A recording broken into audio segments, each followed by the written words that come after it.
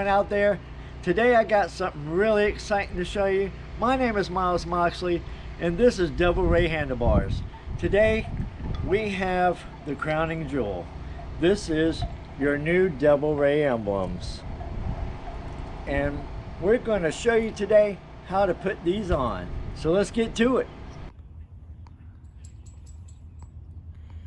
You'll want to take a plastic removal tool that, like you see that I have. Just about anything will do, even a butter knife, as long as you're careful.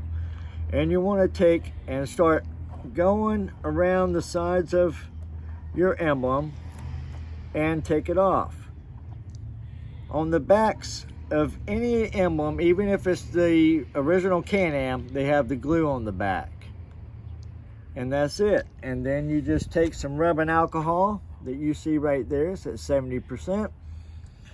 You want to put onto your rag and wipe it off.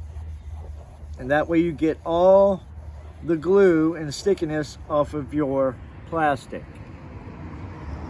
Now, the next step is you want to get you some Goop automotive grade, and then you're going to apply it to the back of your new Devil Ray emblem. Now you will apply some of your Goop automotive adhesive to the back of your emblem.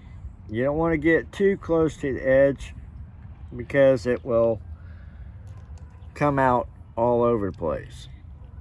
Then you want to put it in the position that you like, center it into the circle,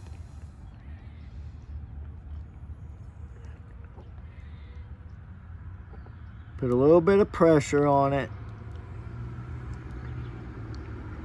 and the glue will do the rest of the work for you.